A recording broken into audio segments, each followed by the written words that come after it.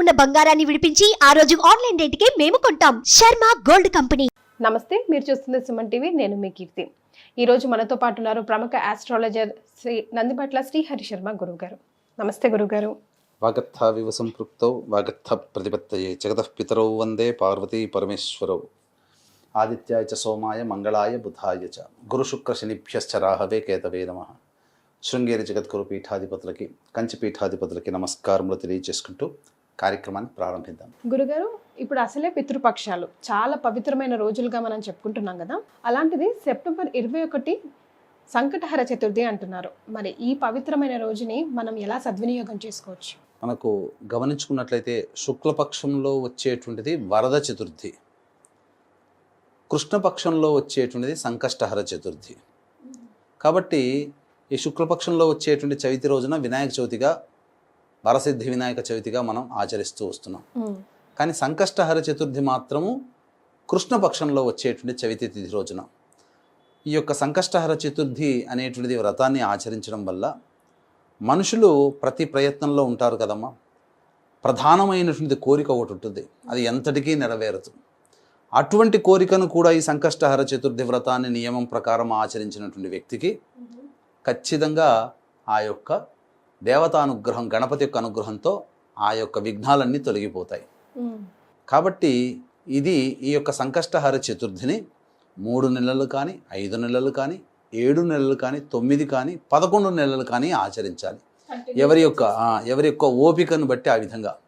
అయితే దీన్ని ఏ విధంగా ఆచరించాలి అని అంటే, ఉదయాన్నే సంకష్టహర చతుర్థి అనేటువంటిది ఉదయాన్నే సూర్యోదయం కంటే ముందే నిద్రలేచి కాలకృత్యాదులు తీర్చుకొని ఆ రోజున గణపతి విగ్రహాన్ని చక్కగా అభిషేకము జరిపించి, అదేవిధంగా గరికతో పూజ చేసి ధూపదీప నైవేద్యాలు ఇచ్చిన తర్వాత ఆ యొక్క విగ్రహానికి ఎదురుగా ఆకుపచ్చ రంగు కానీ, ఎరుపు రంగు కానీ, తెలుపు రంగు కానీ ఉన్నటువంటి జాకెట్ పీస్ పెట్టి ఆ యొక్క జాకెట్ పీస్కి అలంకరణ చేసిన తర్వాత 3 పిడికిళ్ళు ఎంత బియ్యం వస్తాయో ఆ 3 పిడికిళ్ళు ఆ యొక్క సంబంధించినటువంటి వస్త్రంలో వేసిన తర్వాత కొబ్బరి చిప్ప, ఖర్జూరము, ఒక్కలు, తగు దక్షిణ అవన్నీ అందులో పెట్టి మీ యొక్క కోరిక నెరవేరాలని చెప్పి ఆ స్వామిని మననం చేసుకుంటూ ఆ కోరిక నెరవేరాలని ముడుపు కట్టండి.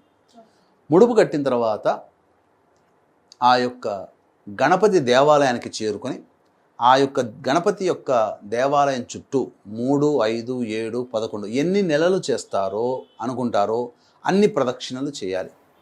చేసి అక్కడ అర్చన జరిపించుకోవాలి. తదనంతరం ఇంటికి వచ్చి ఆ రోజు వినాయకుడు సంబంధించినటువంటి వృత్తాంతాలు, వినాయకుని అష్టోత్తరాలు, సహస్రనామాలు ఇవన్నీ పారాయణం చేసుకుంటూ మధ్యాహ్నం కూడా నిద్రించకుండా ఉపవాస నియమాన్ని పాటిస్తూ చంద్రోదయం అయిన తర్వాత ఆ ముడుపు కట్టినటువంటి బియ్యం ఏదైతే ఉంటుందో ఆ బియ్యంతో పిండి చేసి కుడుములు కానీ, లేకపోతే ఆ బియ్యంతో పాయసం కానీ చేసి నైవేద్యం పెట్టి అప్పుడు ఆ నైవేద్యాన్ని భుజించినటువంటి వ్యక్తికి గణపతి యొక్క అనుగ్రహం కలుగుతుంది. ఇది సంకష్టహర చతుర్థి రోజున చేసేటువంటి నియమం. ఇక 3 నెలలు, 5 నెలలు, 7 నెలలు, 9 నెలలు అనుకుంటాం కదమ్మా. ఆ యొక్క కంప్లీట్ అయిపోయిన తర్వాత ఆ రోజున ఇంట్లో కానీ, లేకపోతే దేవాలయంలో చేసేటట్టయితే దేవాలయంలో కానీ గణపతి హోమాన్ని జరిపించుకోవాలి. విశేషంగా జరిపించుకుంటే ఇంకా శీఘ్రమైనటువంటి ఫలితాలు వస్తాయి. ఈ సంకష్టహర చతుర్థి యొక్క మహత్యాన్ని సంబంధించి తెలిపేటువంటి ఒక గొప్ప గాథ ఒకటి ఉందమ్మా.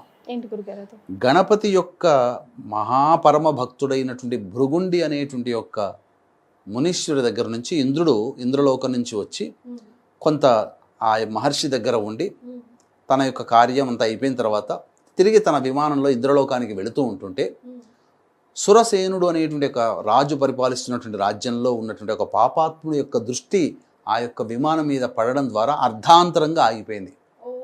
ఇప్పుడు మనకు గనక అకస్మాత్తుగా ల్యాండ్ అయినటువంటి విమానం అని చెప్పి మనకు రన్వేలో ఎట్లయితే వస్తుంటే వేరే దేశానికి పోతూ సాంకేతిక లోపంతో పలానా దేశంలో ఆగిపోయిన విమానం అని అంటుంటారు కదా. అలాగా ఆ యొక్క పాపాత్ముడి యొక్క దృష్టి ఇంద్రుని యొక్క విమానం మీద పడడం వల్ల ఆ విధంగా సురసేనుడు అనేటువంటి ఒక రాజు యొక్క రాజ్యంలో ఆగిపోతుంది. అది ఇంద్రుని యొక్క విమానం కాబట్టి పగలే మిరుమిట్లు గొలిపేటువంటి కాంతితో మెరుస్తూ దగదగదగా ఉంటుంది. అప్పుడు ఆ వింతైనటువంటి ఆకారాన్ని చూడడానికి ప్రజలందరూ ఎగబడడం, ఈ వార్త ఆ నోట ఈ నోట రాజు సురసేనుడు రాజు దగ్గరికి చేరడం, ఆ రాజు కూడా ఆ విమానాన్ని చూడడానికి రావడం, అది చూసిన తర్వాత అప్పుడు కుశల ప్రశ్నలు వేశాడు ఇంద్రుని. ఎందుకు ఆగిపోయింది ఇలా ఇలా అని అంటే, అప్పుడు మీ రాజ్యంలో ఎవరో మహాపాపాత్ములు ఉన్నారు, వారి దృష్టి సోకడం వల్ల నాకు నా విమానం ఆగిపోయింది. మరి ఎట్లా దీన్ని ఆ విమానం మళ్ళీ తిరిగి ప్రయాణం కావాలంటే ఎలా అంటే, ఈరోజు పంచమి తిథి, నిన్న సంకష్టహర చతుర్థి ఉంది. కాబట్టి ఈ సంకష్టహర చతుర్థి నాడు ఉపవాస నియమాన్ని పాటించి, గణపతి కోసమే ఉపవాస నియమాన్ని పాటించినటువంటి వ్యక్తి తన పుణ్య ఫలితాన్ని గనక ధారపోస్తే నా విమానం బయలుదేరుతుంది అని చెప్తాడు. అంతటా ఆ సురసేనుడు భటులందరినీ పంపించేసి నిన్న ఎవరైనా వ్రతం చేశారని చెప్పి తన రాజ్యంలో ఉన్నటువంటి అందరినీ కూడా కనుక్కున్నారు. అందరూ కూడా నిశ్చేష్టులైపోయి ఉత్త చేతులతో తిరిగి వచ్చేసారు. ఎవ్వరూ చేయలేదు. తర్వాత ఎవరూ ఈ యొక్క మన రాజ్యంలో వ్రతాన్ని ఆచరించలేదా, పుణ్యాన్ని సంపాదించుకోలేదా అని చెప్పి బాధపడుతుంటే అటుగా ఒక స్త్రీమూర్తి మృతదేహాన్ని తీసుకొని వెళుతూ వాళ్ళ బంధువులు కనబడుతూ వెళ్తున్నట్టు దృశ్యం కనిపించింది. అంతటా గణేష దూత ఏం చెప్పాడనంటే, ఈ స్త్రీమూర్తి ఎందుకు ఇలా జరిగిపోయిందనంటే, నిన్నంతా కూడా ఎటువంటి ఆహారం తినకుండా ఉంది, పైగా ఆహారం తినకుండా ఉండడం వల్ల గణేష వ్రతం, నిన్న సంకష్టహర చతుర్థి, గణేష వ్రతం అనేటువంటి ఆచరించిన ఫలితం ఆమెకు దక్కింది. తర్వాత ఎప్పుడో రాత్రి భోజనం చేసింది అని చెప్పడంతో, సంకష్టహర చతుర్థి నియమం ఏంటి, ఆ రోజంతా ఉపవాసం ఉండాలి, చంద్రోదయం అయిన తర్వాత భోజనం చేయాలి. ఆ స్త్రీమూర్తి చంద్రోదయం అయినటువంటి తర్వాత భోజనం చేయడం వల్ల తనకి తెలియకుండానే సంకష్టహర చతుర్థి వ్రతాన్ని ఆచరించింది. కాబట్టి ఈమెను మేము గణేష లోకానికి తీసుకుని వెళ్ళిపోతున్నాము అని చెప్పి గణేష దూత చెప్పాడు. చెప్పిన తర్వాత అక్కడ ఉన్నటువంటి బంధువులందరూ కూడా అడిగారట, ఈవిడ చనిపోయినది కదా, ఆ నిన్నటి రోజు ఉన్నటువంటి పుణ్య ఫలితాన్ని ఏమైనా ఇంద్రునికి ధారపోస్తారా అని అంటే ఎవరు కూడా అంగీకారం చెప్పలేదు. గణేష దూతలు కూడా అంగీకారం చెప్పలేదు. ఆ పుణ్యం వల్లనే ఆమె గణేష లోకానికి వెళుతుంది కదా, మరి ఆ పుణ్యం ధారపోస్తే ఆమె శరీరం ఇక్కడికి, ఆమె ఆత్మ ఇక్కడే ఆగిపోతుంది, కుదరదు అని చెప్పి గణేషుని దూతలు కూడా చెప్పారు. అంతటా ఆమె శరీరాన్ని నుంచి వచ్చినటువంటి తాకినటువంటి గాలి ఆ విమానానికి తాకింది. ఆమె శరీరాన్ని తాకిన గాలి ఆ విమానాన్ని తాకడం వల్ల ఆ విమానంలో ఉన్నటువంటి సాంకేతిక లోపాలన్నీ తొలగిపోయి మళ్ళీ విమానం ఎగరడానికి సిద్ధంగా తయారైపోయింది. అంటే ఈ సంకష్టహర చతుర్థిని తెలిసి కానీ తెలియక కానీ ఆచరించినటువంటి వాళ్ళ యొక్క జీవితము ధన్యము అని చెప్పి మనకి యొక్క వ్రత కథ ద్వారా తెలుస్తుంది. కాబట్టి వీక్షించేటువంటి సుమన్ టీవీ ప్రేక్షకులు కూడా ఈ సంకష్టహర చతుర్థి రోజున మీరు వీలైతే ఈ యొక్క విధానాన్ని ఆచరించండి. దీన్ని 3 నెలలు, 5, 7, 9, 11 నెలలుగా చేయవచ్చు. అంతేకాకుండా ప్రత్యేకంగా ఈరోజు భరణీ మహాలయం అనేటువంటిది అయ్యింది. పితృపక్షాలలో భరణీ మహాలయం.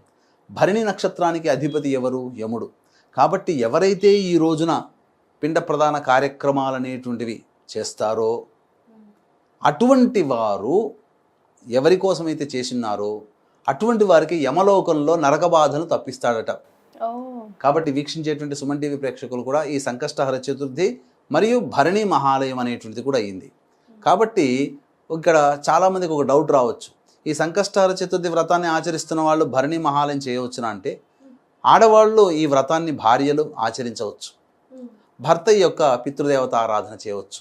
ఒకవైపు ఒకే రోజున పితృదేవతారాధన, దేవతా ఆరాధన, ఈ రెండు ఒకే రోజు కలిసి రావడం అనేటువంటిది చాలా అరుదుగా ఉంటుంది. కాబట్టి ఈ రెండు చేయవచ్చునమ్మా.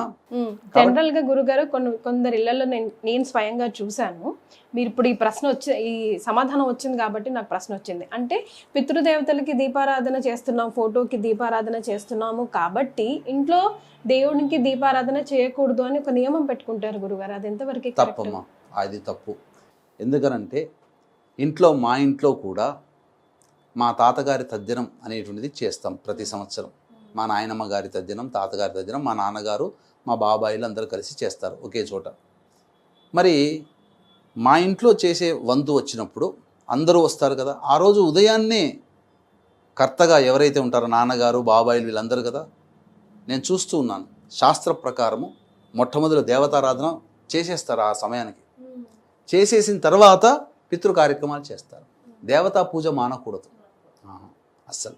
మన సంకటహర చతుర్థి గురించి ఎన్నో వీడియోస్ చేశాం గురుగారు, కానీ ఈ స్టోరీ చెప్పి ఇంత డిఫరెంట్గా ఎవరు చెప్పలేదు. ఈ రోజుని అందరూ సద్వినియోగం చేసుకోవాలని మేము కూడా మనస్ఫూర్తిగా కోరుకుంటున్నాం. ధన్యవాదాలు గురుగారు. సర్వం శ్రీ ఉమామహేశ్వర పరబ్రహ్మార్పణమస్తు.